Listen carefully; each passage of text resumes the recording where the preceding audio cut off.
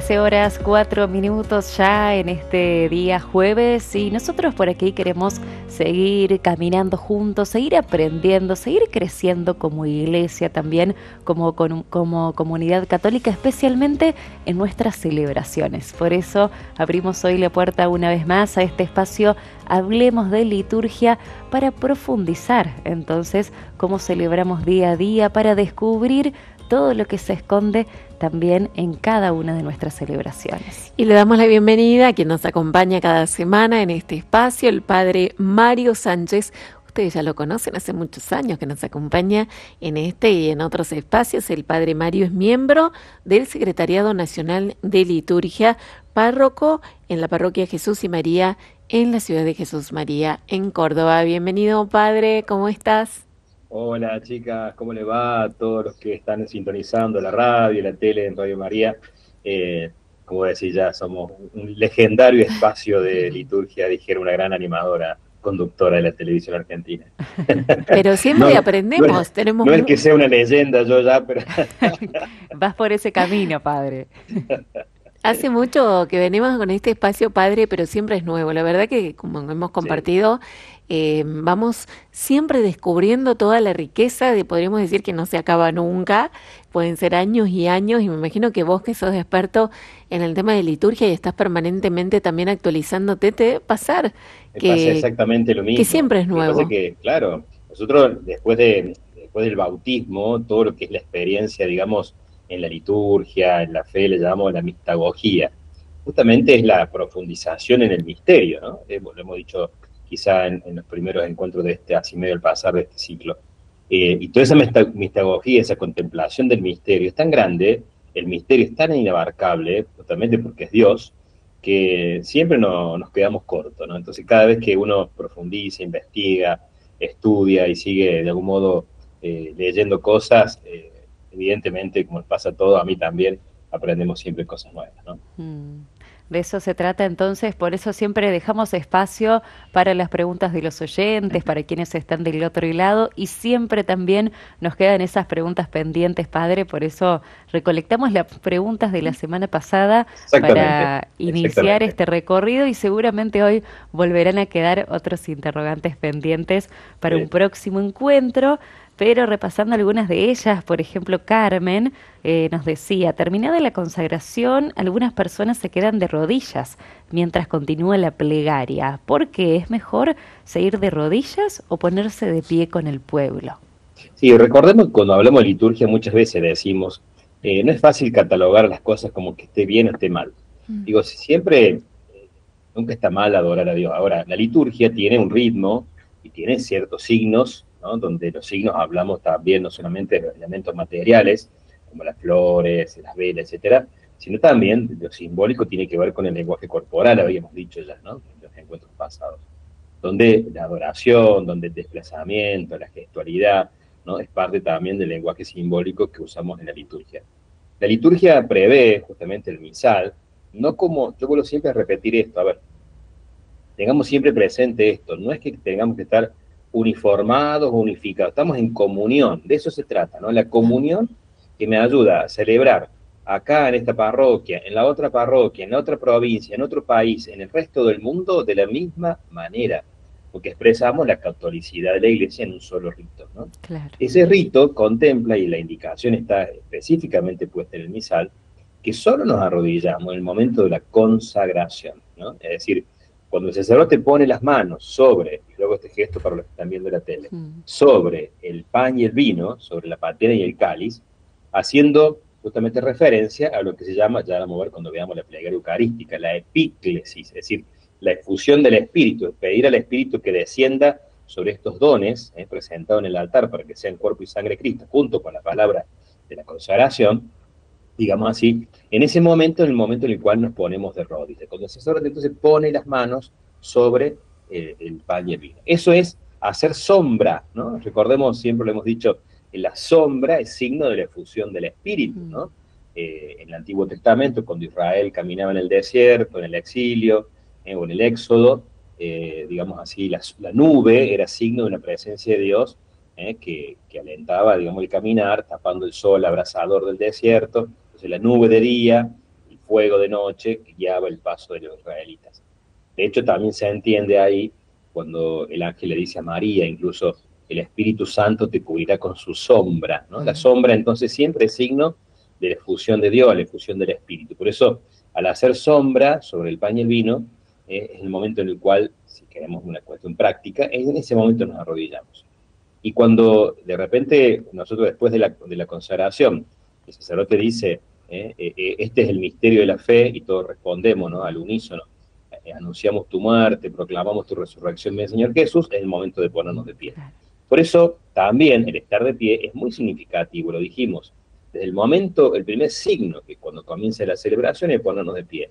De ahí en más, excepto que nos sentamos para, como lo vamos a ver ahora en la liturgia de la palabra, en las lecturas y la homilía, y el arrodillarse en la consagración, el resto de la celebración es estar de pie. Estando de pie expresamos nuestros gestos salvíficos, somos salvados, por lo cual necesitamos y tenemos la dignidad de hijos, con lo cual podemos estar de pie delante de Dios. Bien. Silvina también de Colón y Carolla preguntaba la semana pasada, hablando del rito inicial que explicaste muy bien, padre, ¿cómo sería ese rito cuando hay celebración de bautismo? Sí, bueno, a veces pasa que dentro de la misa tenemos celebración de distintos sacramentos, el bautismo, el matrimonio, la confirmación, digamos, ¿no? El rito inicial prevé que cuando hay bautismo, en el momento del saludo inicial, se presente, digamos así, al candidato, ¿no? Este famoso que se le pregunta a los padres, qué nombre le han puesto a su hijo, si se comprometen a educarlo en la fe, se le pregunta a los papás y a los padrinos, y se lo marca con el primer signo, digamos así, que es la cruz en la frente, ¿no?, del sacerdote, junto con los dos papás y con los dos padres. Ese, digamos, se hace dentro de los ritos iniciales, ¿no? Y después el resto de los ritos vendrá después de la homilía, ¿no? Bien. Continúa, por ejemplo, por acá Vivi, dice, me gusta participar de la misa, pero siento que el ambiente está muy desmotivado, entonces la escucho por radio. Algo que le puedas decir, padre, dice Vivi. Sí, en realidad, digo, a ver, me parece que la motivación pasa por cada uno, quizá deberíamos motivarnos cada uno nosotros. La misa es siempre la misma, quizá la motivación puede estar dada, pienso, quizá por el tono de los cantos, o porque no hay cantos, Claro. Pero en realidad, digamos así, la motivación, digamos, para participar, ¿no?, activamente, fructuosamente, plenamente de la celebración eucarística, y pasa por cada uno también, ¿no?, cómo uno se dispone a celebrar, porque y en esto me parece que si yo no estoy motivado para hacerlo presencialmente, y también me va a costar, ¿no?, la motivación para hacerlo, digamos así, virtualmente, ¿no? Claro. Entonces, recordemos que la virtualidad sirvió muchísimo en este momento de la pandemia, o cuando alguien está enfermo, está solo, o está preso, un montón de situaciones que pueden, digamos, marcar el no poder ir a la celebración eucarística presencialmente. Pero tenemos que priorizar la presencialidad sobre la virtualidad, ¿no? La virtualidad es una cuestión simplemente extraordinaria, ¿no? De ordinario, nuestra celebración tiene que ser presencial, ¿no? Bien. Bueno, hablando de Gloria, que algo habías mencionado la semana pasada y Griselda trajo este comentario, dice, Gloria de los niños, no se puede cantar con palmas. Dice, lo cantábamos con el obispo, pero el nuevo párroco dice que no es correcto. Bueno, una vez más, yo siempre digo que no siempre hablamos de mal o bien, hablamos quizá de lo litúrgico o lo no litúrgico, ¿no? Recordemos que decíamos que dentro de la diversidad de cantos, ¿no?, hay cantos de acompañamiento, cantos rituales. Dentro de los cantos rituales tenemos el Gloria, el Aleluya, el Santo, el Cordero. Bueno, esos cantos, ¿por qué se llaman rituales? Porque son el mismo rito, ¿no? Y como son parte del rito, ese rito tiene una letra que está dada por el misal. Es como las oraciones colectas que veíamos el jueves pasado, como la oración del Padre Nuestro, como la plegaria eucarística, digo, son textos que están puestos en el misal. Y se hace canto cuando se le pone una melodía, porque justamente el Gloria nace, lo dijimos ya también, de siglo III en Grecia, y de algún modo nace como un himno, con lo cual respetando esa creación, digamos, original, se la debe cantar, ¿no? Excepcionalmente se la puede rezar. Pero el Gloria tiene una letra particular, digamos así, ¿no?, que no la podemos cambiar, porque estamos cambiando, digamos, la letra, digamos, que es la teología de, digamos así, del rito, digamos así, lo que expresa ese himno, digamos así, con lo cual yo no puedo poner otra letra. Yo no sé a qué se refiere con el Gloria a los niños, quizá es un Gloria que tendría algunos arreglos de letras, o una composición distinta, quizá puede ser una muy linda canción, pero no termina siendo el Gloria litúrgico, podríamos decir, ¿no? Claro. Podemos variar, quizás si son melodías exclusivas para la liturgia, podemos variar de melodías, digamos, ¿no? Con esa condición que tiene que ser exclusiva. Yo no puedo poner, no sé, una samba conocida, la melodía de una samba conocida, aplicárselo a Gloria, Claro. porque si no estaría llevando a relacionarlo con otra cosa. Pero si hay variedad de melodía, ojalá haya creativos, digamos, que puedan hacer melodías distintas, exclusivas para Gloria, pero el Gloria tiene que tener, digamos, una letra propia. Claro. Y lo que volvemos a decir, el tema de las palmas, digamos así, no sería lo más correcto, a no ser en casos excepcionales, ¿no? Por ejemplo, si es una misa con niños, digamos así, bueno, recordemos que siempre hablamos misa con niños, no para niños, ni para jóvenes, no son misas exclusivas, ¿no? Claro. Porque cuando hablamos, digamos, misas, digamos, está abierta a la comunidad, Mm. digamos, el ambiente litúrgico siempre es comunitario. De hecho, no va a haber siempre niños solos, porque hay catequistas, porque puede haber Claro. padres, no sé, no es misa para niños, sino con niños, ¿no? Bien, bien. Norma dice, en mi parroquia el Kyrie lo entona en primer lugar el coro y luego repite el sacerdote y la feligresía. Creo que es al revés. ¿Debo llamar la atención del sacerdote? Dice ella. Bueno, en realidad, sí, a veces nos pasa mucho que cuando el sacerdote no sabe, no puede o no le sale mucho la entonación del Kyrie, normalmente está ayudado por un solista o por el coro, ¿no? Entonces, el sacerdote junto con la asamblea, porque es parte de la asamblea, repite justamente la segunda parte, ¿no? El salmista, perdón, el coro o un solista canta el Kyrie eleison, el Señor ten piedad, y todos respondemos lo mismo. Entonces, nada obsta, digamos, que el sacerdote se deje ayudar por un solista o parte del coro para hacer esa entonación, ¿no? Muy Bien. bien. Más preguntitas que quedaron de la semana pasada. Celia, Sí. desde Las Heras, Mendoza, dice, luego de que comulgue el último fiel, ¿podemos sentarnos? En realidad, me puedo sentar, arrodillar o quedar parado en cualquier momento después de comulgar, ¿no? A veces sentimos como que si nos quedamos de pie es como mayor respeto a la Eucaristía, digamos así, que se está ofreciendo o que estamos comulgando. Pero recordemos que después de comulgar, lo que está indicado en el misal es que simplemente es lo que se hace, no cómo se hace, ¿no? Se hace una acción de gracias, ¿no? Eso es lo que está indicado en el misal. ¿Cómo lo hago? Puedo hacerlo sentado, de rodilla o parado, digamos. Hay gente que ha optado, y se ha vuelto una costumbre, no es mala, pero no es obligatoria, de quedarse de pie hasta que el Santísimo o el copón con las hostias consagradas vuelvan o se reserven en el sagrario, podríamos decir, ¿no? Cuando ya no estén más, digamos así, delante de la asamblea, en el altar, lo que sea. Pero bueno, es una sana costumbre, que en realidad no está indicado absolutamente nada la postura después de comulgar. Simplemente el qué, que es acción de gracias. Bien, es decir, que no necesariamente tiene que esperar que todos comulguen. No, no, Bien, no, no, no. muy bien. Bien. Lili de Neuquén, en el momento de la consagración, ¿se dice Señor mío y Dios mío en voz alta 3 veces? No, en realidad tampoco está indicado eso. Eso es una costumbre muy arraigada en nuestras comunidades, el decirlo o el cantarlo. Cantar eso o cantar alguna otra cosa, digamos, ¿no? Pero no, incluso si se canta o se dice, sería bueno por allí también ir metiendo lo que decíamos oportunamente al comenzar este ciclo, el tema del silencio, ¿no? Porque creo que, como dice la canción, en el gusto está la variedad, ¿no? O el gusto está en la variedad. Esto de poder como de algún modo variar para que, bueno, a lo mejor el que le gusta decir Señor mío, Dios mío, o cantar, tenga la oportunidad. Y el que le gusta el silencio también tenga la oportunidad, ¿no? Creo que el silencio en este momento es lo mejor, ¿no? El silencio en este momento es lo más oportuno y lo más, digamos así, preferible.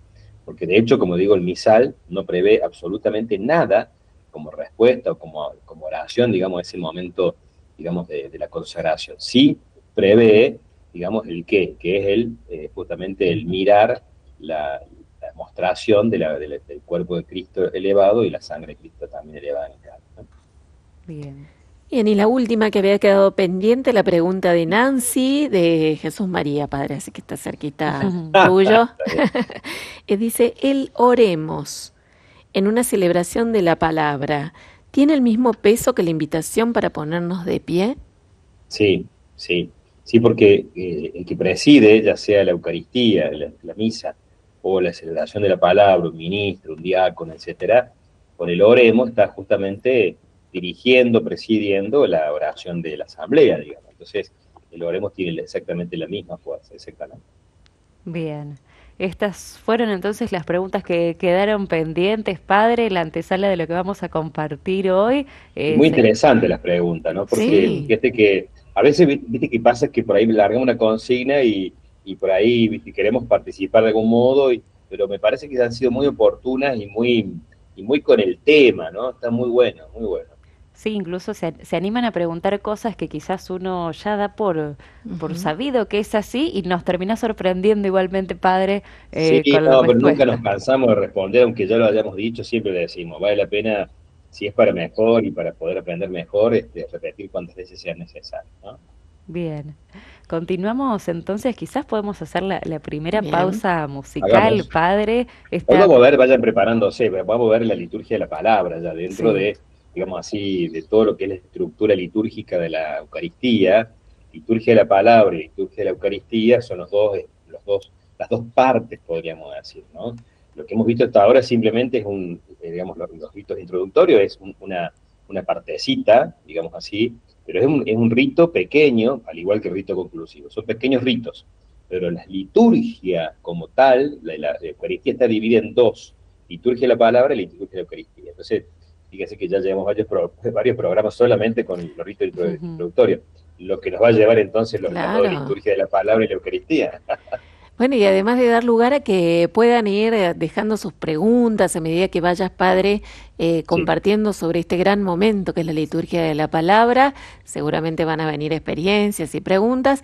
También va a servir para que vamos pensando y nos vas a ayudar a profundizar en torno a la importancia que tiene la palabra de Dios en mi vida, la presencia de la palabra de Dios en mi vida. Creo que también puede ser algo lindo para que podamos reflexionarlo y por qué no compartirlo.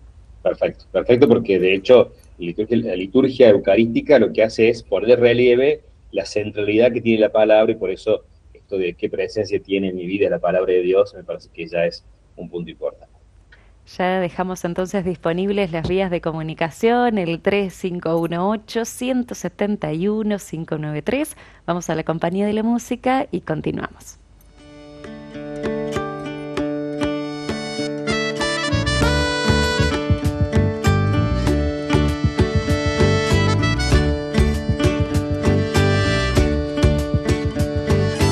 Es tan fecunda como la lluvia, tan penetrante como la espada, es tan potente como una llama, ella es tan firme como una roca. Es tu palabra, Señor, que nos ofreces, es tu palabra, Señor, que nos ofreces.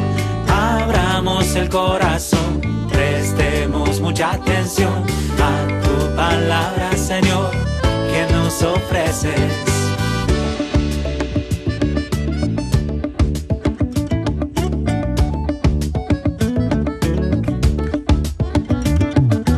Nos trae vida, nos reconforta, nos hace libres, todo transforma, nos alimenta, nos acompaña, nos fortalece, nos enamora. Es tu palabra, Señor, que nos ofreces. Es tu palabra, Señor, que nos ofreces. Abramos el corazón, prestemos mucha atención a tu palabra, Señor, que nos ofreces.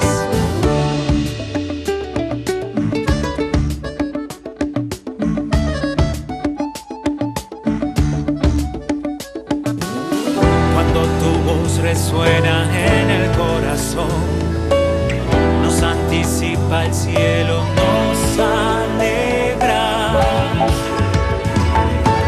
Es tu palabra, Señor, que nos ofreces. Es tu palabra, Señor, que nos ofreces.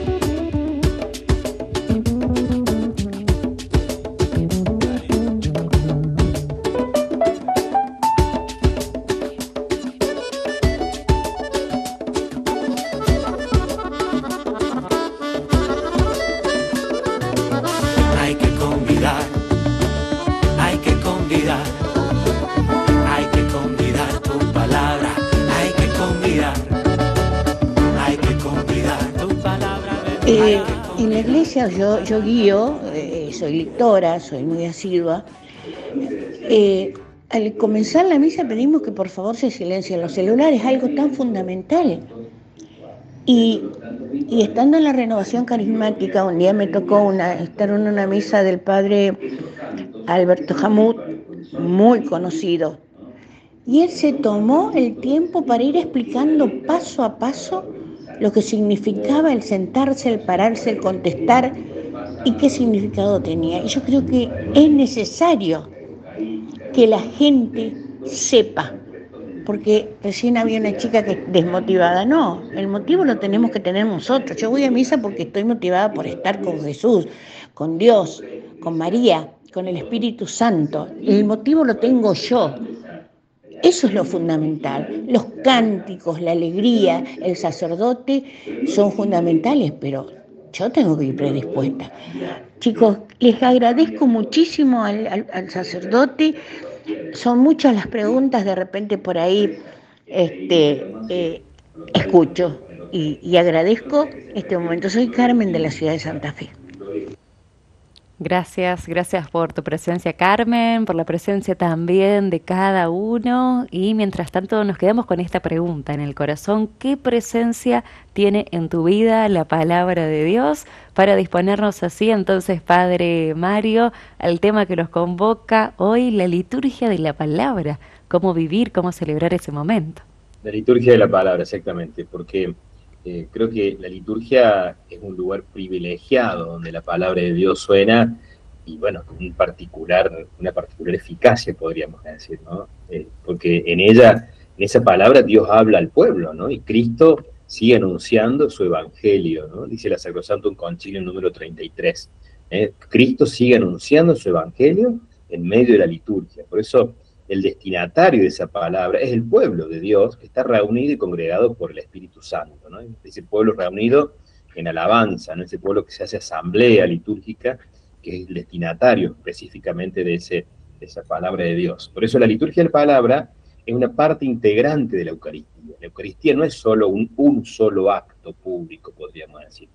Tiene liturgia de la palabra y liturgia de la Eucaristía. Y liturgia de la palabra es así como una de las partes. Dos partes, decíamos hace un ratito antes de la pausa. Liturgia de la palabra y liturgia de la Eucaristía. Tan íntimamente unidas que constituyen justamente un solo acto de culto, ¿no? Por eso en la misa se prepara la mesa tanto de la palabra como la mesa del cuerpo de Cristo, ¿no? En la que los fieles y toda la asamblea se instruyen y se fortalecen. Nos instruimos por la palabra y nos fortalecemos por la Eucaristía.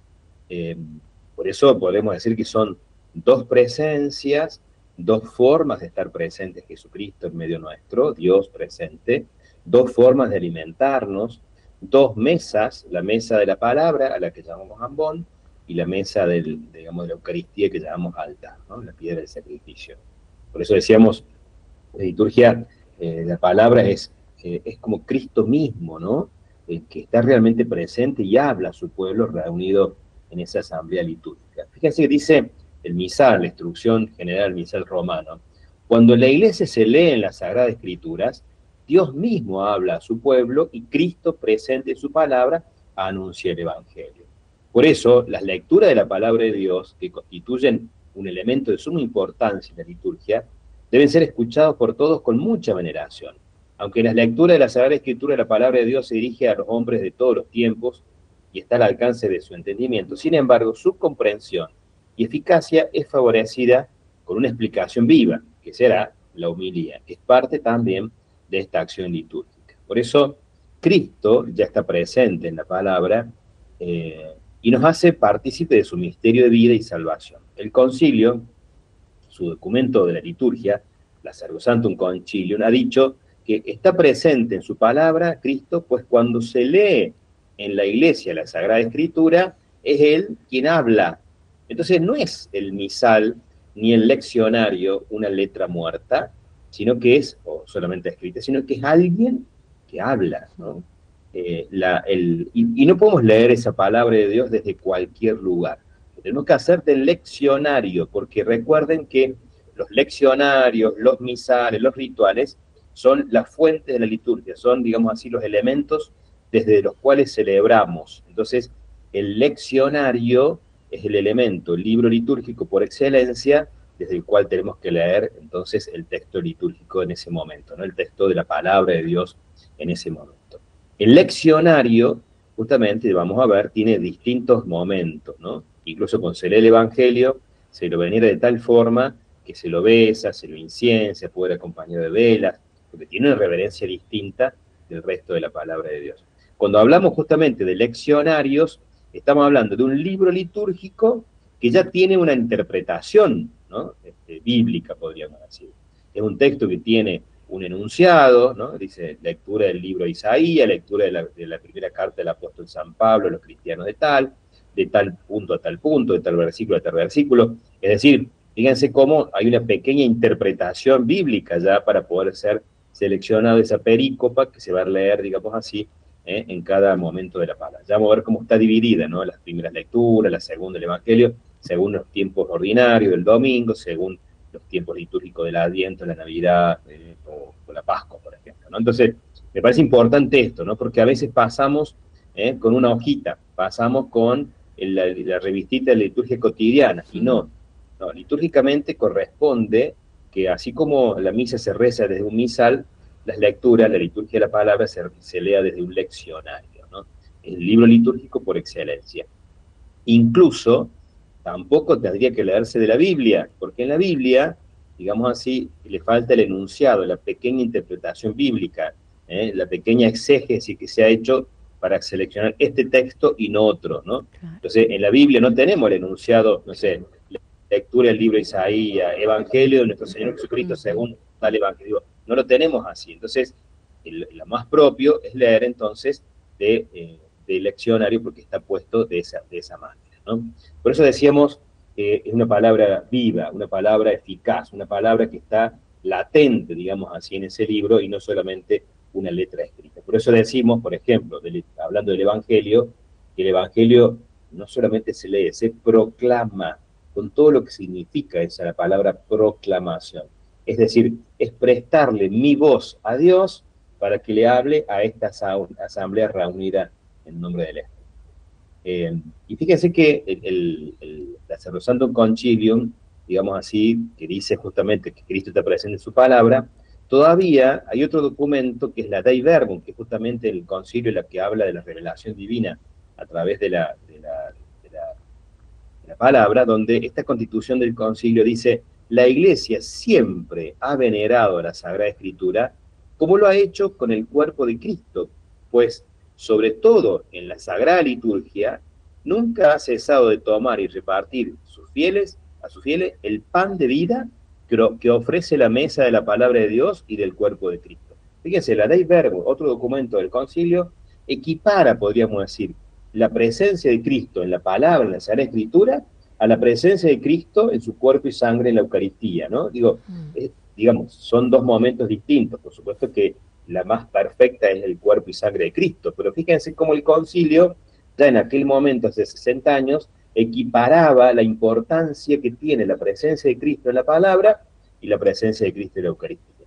De hecho, no sé si todos recordamos, pero, por ejemplo, cuando vamos a una adoración eucarística, nosotros vemos que se nos bendice con la custodia y la Eucaristía, ¿no es cierto? Se nos hace la señal de la cruz y estamos como muy acostumbrados a recibir esa bendición desde la adoración eucarística a través de la custodia con el pan consagrado, con el cuerpo de Cristo. Pero fíjense que más antigua que esa bendición con la custodia, que surgió en un momento de la historia en la lucha, digamos así, contra las herejías eucarísticas, mucho más antigua era que el obispo o quien presidía las comunidades más antiguas, estamos hablando de muchos siglos atrás, antes del medioevo, se bendecía con el libro de la palabra, digo, se bendecía a la asamblea con el libro, con el leccionario o con el evangeliario. Entonces, fíjense, el libro litúrgico del cual se dé la liturgia de la palabra muestra una presencia tan fuerte de Cristo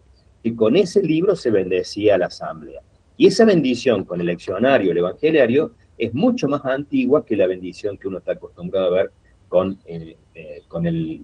la custodia de la Eucaristía, ¿no? Bueno, me Me parece que es importante reconocerlo, porque en la palabra que proclamamos, fíjense, actúa el mismo Dios, su espíritu, ¿no? Aquí y hoy nos comunica la fuerza salvadora de esa palabra.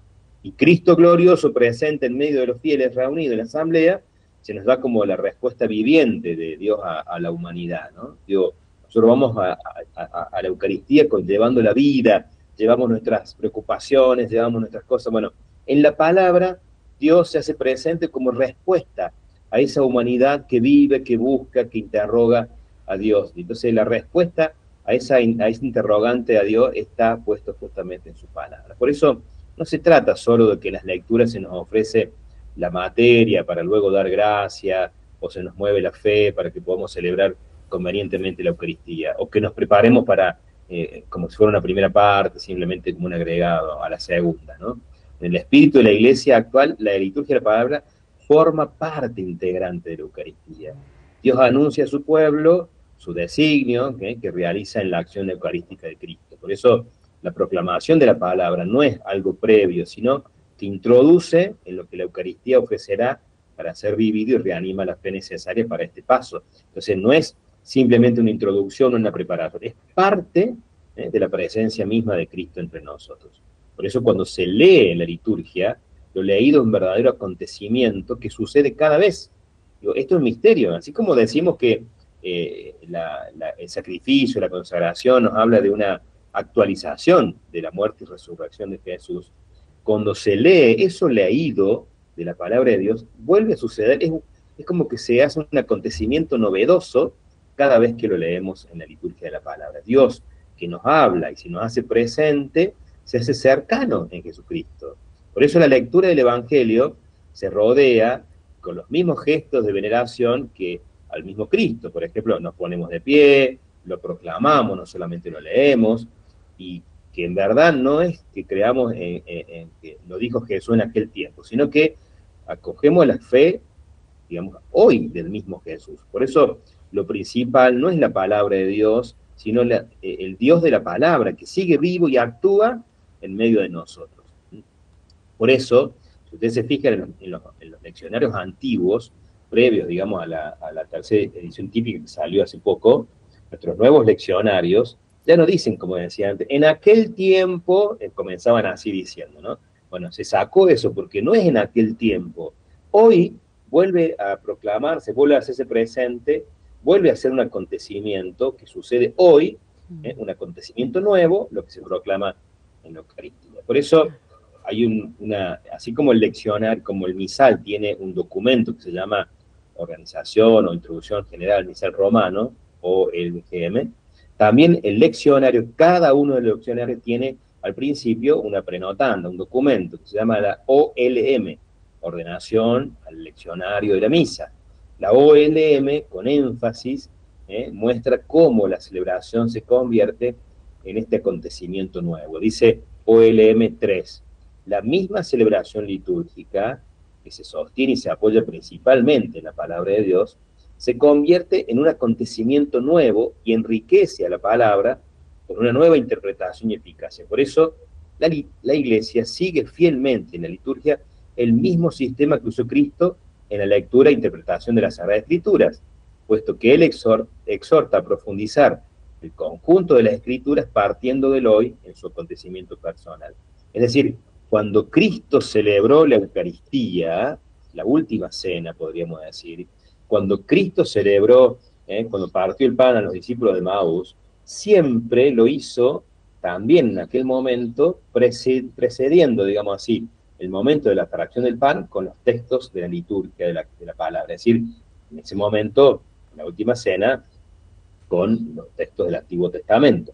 Pero si ustedes se observan, cuando Jesús va caminando con los discípulos de Maús y llegan a la casa y parte el pan, ¿qué hizo previamente Jesús con ellos? Les abrió el corazón, se hizo presente en sus corazones, dice, anunciándole todo lo que las Escrituras hablaba sobre él.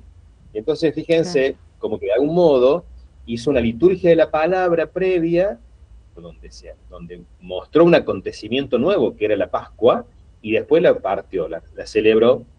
Cuando llegaron a la casa y le dijeron, quédate con nosotros porque el día se acaba. Entonces, digo, fíjense qué bello esto, poder descubrir dos presencias, dos formas de alimentarnos, dos formas de estar, digamos, de celebrarlo, porque son dos mesas, decíamos recién. Entonces, digo, tiene una importancia muy buena, y más allá de que tengamos que hablar ahora un poquito de todo lo que es la estructura de esa liturgia de la palabra, me gustaba comenzar con esto, ¿no? Con lo que significa la teología de la liturgia de la palabra, esto que estamos diciendo, la importancia que tiene, ¿no? Entonces, me parece que es importante, más allá de que estos textos están tomados de la Sagrada Escritura, el leccionario es otra cosa que la Biblia, ¿no? Es un libro litúrgico que es fuente de este momento de la liturgia de la palabra. Está bueno. La verdad que sí. Sin dudas, padre, sin dudas. Bueno, y también llegan variados mensajes, muchas preguntas. Quizás una que puede servir para este momento, el interrogante que comparte Norma, dice, ¿en todo el mundo católico se lee la misma palabra cada día? Dios lo bendiga, Sí. dice O sea, ella. ustedes saben que sí. Eso es, a mí todavía, mirá, lo que decíamos al principio, uno sigue estudiando, sigue profundizando, sigue perfeccionándose, pero a mí lo que siempre me cautiva, ¿no? Es esto de la universalidad de la Iglesia Católica, la catolicidad, justamente, ¿no? Católico significa eso, universal. Nosotros, hoy jueves, vamos a leer una lectura que se va a leer en todo el mundo exactamente la misma, ¿no? El domingo vamos a leer, el domingo que pasó leímos un texto, el domingo que viene leemos un texto, los textos son exactamente lo mismo, y no solamente los textos de la Sagrada Liturgia de la Palabra, sino también los que decíamos las oraciones colecta, todo exactamente la misma liturgia. Y esto es justamente porque al promulgarse una edición típica, desde ahí se hacen las traducciones. Entonces lo que marca la unidad es esta edición típica, ¿se entiende? Claro. Es esta edición típica que ha marcado, digamos, así, digamos, la catolicidad de toda la Iglesia en la celebración litúrgica. Esto es asombroso, misterioso y es hermoso poder vivirlo así. Porque yo sé que si yo escuché el Evangelio el domingo pasado y de repente tengo que viajar, no sé, a otro país durante la semana y el domingo que viene voy a escuchar la liturgia en otro lado, voy a leer la misma continuación, no me voy a perder la continuidad del texto litúrgico, del texto evangélico, por ejemplo. Claro, precioso. ¿Verdad que sí? Bueno, compartimos una canción, un poquito de música y bueno, a la vuelta vamos a seguir, padre, con esta liturgia de la palabra y tal vez alguna inquietud que pueda ingresar a nuestro número de WhatsApp 351-8171-593.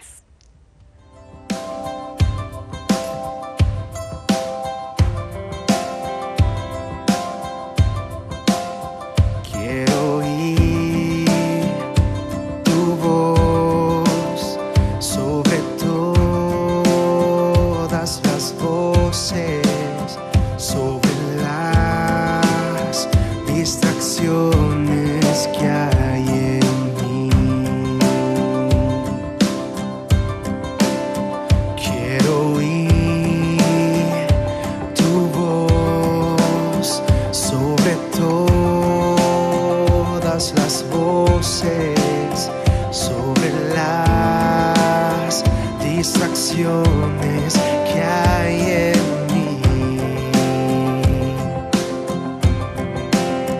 Con tu voz vida das, tus promesas nunca fallan y tu voz vale más que las riquezas de este mundo.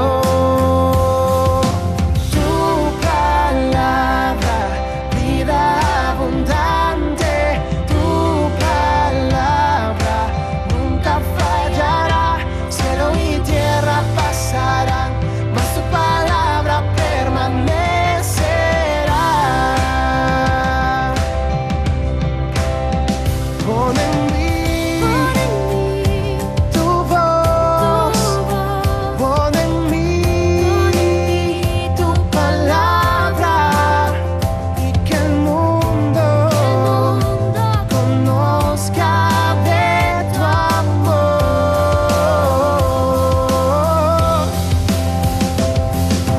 Tu palabra, vida abundante,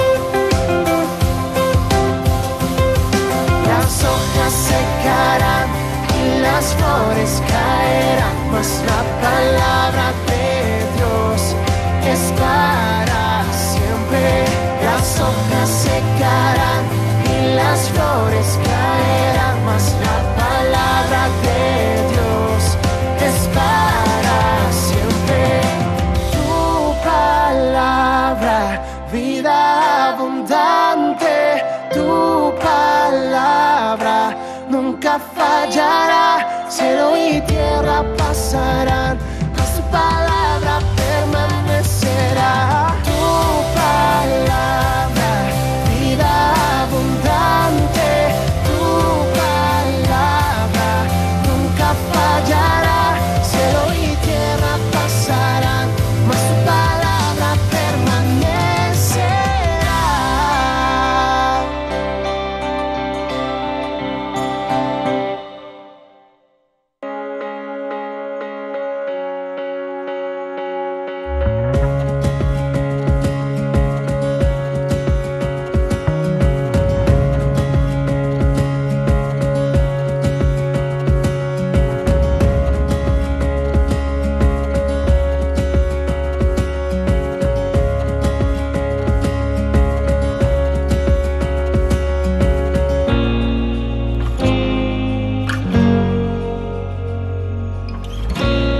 13:47. Bueno, son muchísimos los mensajes, como siempre, que van generando este espacio, sea testimonios, preguntas, experiencias. Bueno, vamos a ir compartiendo algunos. El padre también tiene que terminar el tema del día de hoy y quedarán, como siempre, para el próximo jueves mensajitos para compartir. Gaby de Córdoba, en torno a su testimonio, ¿no? Dice: para mí la palabra es mi alimento diario, es mi encuentro con Jesús. Por aquí, hablando de la liturgia de la palabra, Vilma se comunica desde Jujuy. Dice, soy catequista y creo que debemos cuidar también los lugares desde donde proclamamos en una misa. Muchas veces en una reunión de catequistas no tenemos en cuenta los temas litúrgicos, el libro y un ambón o mesa. En los encuentros siempre invito a vivir el alimento de las dos mesas, de la palabra y de la Eucaristía, pero veo que en ocasiones no tenemos en cuenta el lugar desde donde se proclama.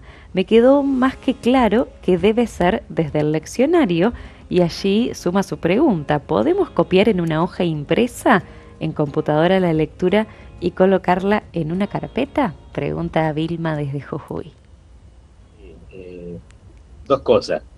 Con razón, yo le doy la razón a Vilma que la liturgia de la palabra tiene un espacio que es el ambos, ¿no? Al menos un atril decoroso, digamos, que sirva justamente como mesa de la palabra. A mí cuando me ha tocado ir a ver o revisar, que me han mandado a veces como para supervisar o de algún modo asistir a la construcción de una iglesia, una capilla, un oratorio, lo que sea, lo primero que me fijo es si tiene ambos. Me acuerdo cuando inauguramos los estudios Radio María Nueva ahí, de decir yo al arquitecto lo primero que decía, ¿y el ambón? Claro. Digo, el ambón, porque el altar, no sé si todo el mundo conoce ya lo que es la instalación Radio María, es un altar precioso, ¿no? Con las reliquias de los santos, no sé si alguna vez lo han mostrado ya en la televisión, pero yo le decía, el ambón es fundamental, porque es parte, ¿no? Si ahí se va a celebrar la Eucaristía, es parte fundamental de la liturgia eucarística, ¿no? Son dos acontecimientos de una misma cosa, que es la presencia de Cristo, ¿no? Entonces, es fundamental una presencia, digamos, de una mesa de la Eucaristía, de la palabra, que le llamamos ambón, ya sea un atril un poco decoroso o un ambón un poco más fijo, ¿no? En semejanza al altar. Y lo otro es eso, ¿no? A veces, es cierto, por ahí hacemos, sobre todo, nos tocan misas un poco extraordinarias, ¿no? De algo, y tenemos que seleccionar un poquito las lecturas, ¿no? Entonces, está bueno por ahí, si copiamos en una hoja impresa de computadora, que tenga las características que tiene el misal, que el leccionario, perdón, que tenga la introducción, lectura del libro del profeta Isaías, claro, o lectura de la carta del apóstol San Pablo, lo que sea, evangelio de nuestro Señor Jesucristo, según tan... Entonces digo, que tenga eso y que tenga palabra de Dios o palabra de Dios, que tenga la estructura de un misal y una carpeta decorosa para que de algún modo se haga, digamos así, visible, que no es una hojita suelta, ¿no? Digamos, esto hablamos en casos excepcionales, ¿no? Claro, no de ordinarios, ¿no? Claro. Hablamos de casos extraordinarios, cuando hay circunstancias que a lo mejor no puedo, a veces es muy engorroso, a veces hay niños, lo que sea, con el misa, con el leccionario, ir de acá para allá, con la cintita, lo hace complicado, pero bueno, una solución podría ser esa de modo extraordinario, pero con esos cuidados. Muy bien. Bueno, también desde Merlo, San Luis, dice: quisiera consultar sobre las lecturas del domingo. ¿Está bien saltear o no leer la segunda lectura Generalmente es una carta de Pablo, dice Liliana. A veces está permitido, según los casos, vuelvo a repetir, extraordinariamente y no de ordinario, puede ser permitido en ciertos casos, ¿no? A mí me pasó hace muy poquito, en estos días, vieron que llegando el tiempo, ya terminando el tiempo ordinario, las lecturas tienen ya, como tradicionalmente en los 3 ciclos, ya vamos a ver qué significa estos 3 ciclos, tiene un tono apocalíptico, ¿no? Por ahí ya va como terminando el ciclo litúrgico, y entonces aparece, digamos, en el estilo de las lecturas, el tono, el género más bien apocalíptico. Y por ahí nos tocan estos días las celebraciones de primeras comuniones, entonces por allí, bueno, habrá que por ahí adaptar un poquito, ser de algún modo pastoralmente, tener la capacidad de ver, de recrear un poquito. A veces basta simplemente omitir la segunda lectura, o a veces sin cambiar el Evangelio podría cambiar una lectura, digamos, del Antiguo Testamento, o la misma carta de Pablo, cambiarla por otra. Eso, en casos excepcionales, tenemos cierto permitido, podríamos decir, pero, digamos, justamente de modo excepcional. Y siempre, ante la duda, consultar, asesorarse, mirar, investigar todas las posibilidades para que lo hagamos de una manera adecuada, ¿no? Claro. Por aquí Beatriz también acercaba su pregunta, que quizás, padre, me parece ya quedó respondida también: qué pasa cuando el sacerdote lee la palabra desde el celular, también otros dispositivos que se usan en este tiempo. Sí, y eso está absolutamente prohibido. Bien. Sí, no está permitido todavía, digamos, todavía. No es que no se pueda dar en algún momento, pero me pasa claro que los medios tecnológicos, nuestro celular, quizás lo usamos para tantas cosas, Claro, digamos así, donde la palabra de Dios no tiene una exclusividad, ¿no? Distinto quizá puede ser, no sé, a lo mejor una tablet, a lo mejor que lo uso solamente para leer la literatura, que podría ser, pero todavía no está permitido ningún uso de lo electrónico en la celebración, digamos, de la Eucaristía, ¿no? Al menos. Sí, está introduciéndose la aplicación, por ejemplo, todos lo saben, de la liturgia de las horas, digamos, pero en la liturgia eucarística, digamos así, la liturgia digamos, de la misa, no está permitido el uso de ningún elemento electrónico, ¿no? Bien. perfecto. Bueno, padre, quedan poquitos minutos, queremos dejártelos para que, bueno, si quería reforzar algo, dejar Sí, pendiente para el próximo. dejamos enunciado solamente algo que vamos a ver un poquito, lo que es la estructura, digamos así, rápidamente, en un minuto. La estructura, según la introducción del general Misal Romano, está dado, digamos así, por las lecturas, ¿no? Con sus cantos que se intercalan, que constituye justamente lo principal de la palabra de Dios. Y justamente con eso, otra forma de hablarle Dios al pueblo es la humilía, ¿no? Que justamente es, digamos así, como una prolongación de la palabra escuchar. Entonces son dos formas que tiene Dios de hablar a la asamblea. Y la asamblea tiene otras dos formas de responderle a ese Dios, que es con la profesión de fe, que llamamos el credo comúnmente, y la oración de los fieles, o la oración universal, mejor dicho. Estos cuatro elementos constituyen la estructura fundamental, digamos así, de lo que es la liturgia de la paz. Las lecturas en sí mismas, la homilía que las explican, en la profesión de fe, el credo, y la oración de los fieles, la oración universal. Entonces, dos formas que Dios nos habla, dos formas que la asamblea le responde a ese Dios que habla. Claro. Lo dejo así enunciado, porque lo que vamos a ver un poquito, digamos, esta estructura, qué objetivo tiene esta estructura, y justamente hablando de las lecturas, cómo se da esa división en los días de semana y en los fines de semana, en los domingos o fiestas o solemnidades, ¿no? Porque ahí va como variando un poquito, pero interesante saberlo porque me parece que nos ayuda un poquito a imaginarnos y a meternos, digamos, lo que es justamente la riqueza que tiene la liturgia de la palabra. Yo, para reafirmar, como decías, Adri, un poquito me parece que está bueno detenerme en esto. Primero, el lugar y el libro, ¿no? Que nos quede claro, ¿no? Que el lugar no es cualquier lugar, ni tampoco sosteniendo el leccionario con la mano.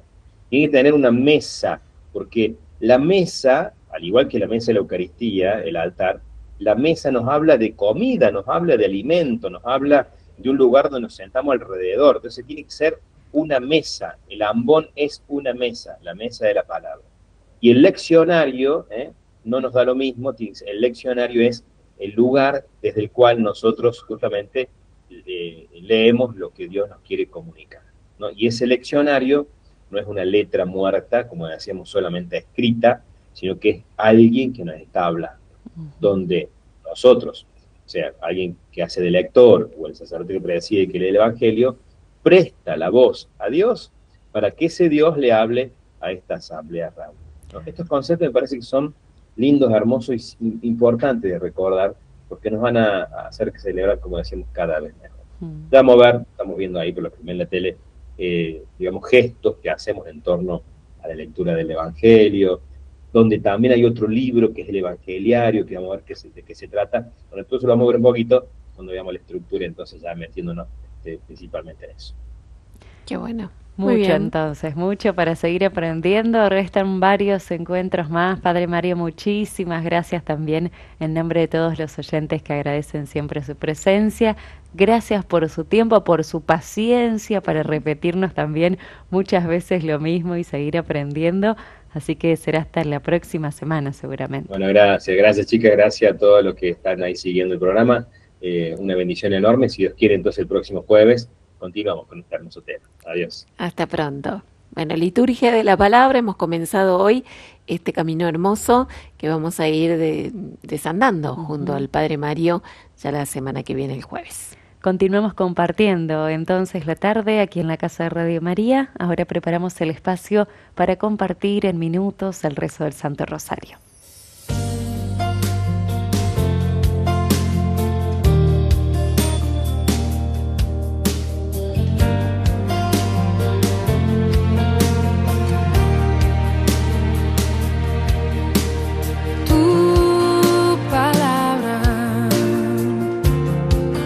Como aceite sobre mis heridas, es el agua en el desierto y el calor en el invierno. Tu palabra es la voz que me habla en la mi consejo cada día y en las pruebas quien me guía. Podría estar perdido como un náufrago en el mar y aún perderlo todo hasta el aliento. Podría estar hambriento como un niño sin hogar, pero yo sé que tu palabra siempre a mí me sostendrá.